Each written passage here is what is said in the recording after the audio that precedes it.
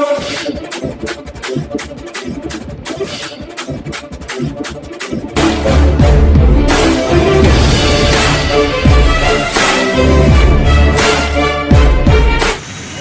तेरा हिंदुस्तान न्यूज़ 24/7 में आपका हार्दिक स्वागत है। खबर रोहतक से। जन क्रांति सेना हरियाणा प्रधानमंत्री नरेंद्र मोदी का अम्बेडकर चौक पर फूका पुतला, आरोप लगाया ओबीसी की जातीय जनगणना कर ओबीसी को गुलाम बनाए रखने का षड्यंत्र रच रही है भाजपा सरकार।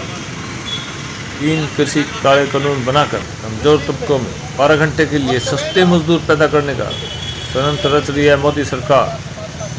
कहा, कंपनियों को निजी हाथों में सौंप कमजोर तत्वों का आरक्षण खत्म कर उनको गुलाम बनाने की कोशिश में है मोदी सरकार।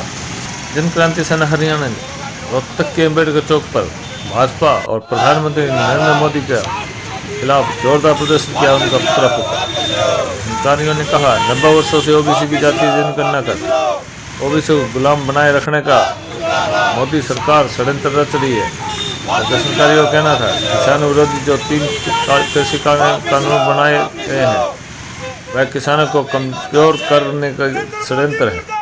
उनका कहना था, कमजोर तबकों में 12 घंटे के लिए सस्ते मजदूर पैदा करने का भी षड्यंत्र भाजपा सरकार रच रही है, जो मजदूर विरोधी निर्णय है। उन्होंने कहा, देश में सरकारी विभागों तथा PSU कैसे रेलवे, पेट्रोलियम कंपनियां, रिफाइनरी व थर्मल प्लांट, पावर प्लांट, कोयला प्लांट जैसी कंपनियों में अनेकों जो कंपनियां उनको निजी हाथों में सौंपकर कमजोर तत्वों का आरक्षण खत्म कर उनको गुलाम बनाने का षड्यंत्र यह सरकार रच दिया है, उसकी हम निंदा करते हैं। रोहतक से एक वैशाली सैनिक की रिपोर्ट।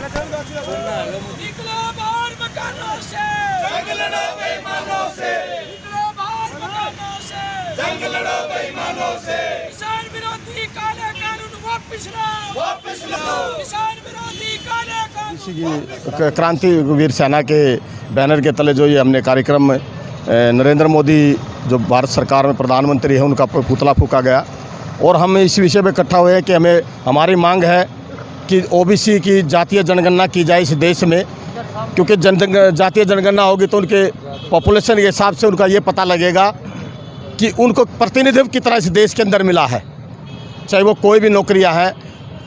तो ओबीसी की जातीय जनगणना के विषय में रोहतक के अंदर 23 मई को महापंचायत करने जा रहे हैं, और उसमें ओबीसी जातीय जनगणना और जो प्राइवेटाइजेशन ये सरकार कर रही है, देश के सभी संसाधनों को बेच रही है किसान, और दूसरा किसानों के ऊपर जो बिल थोपे गए हैं 3 काले कानून, उसमें किसान, मजदूर, गरीब सब मरेंगे।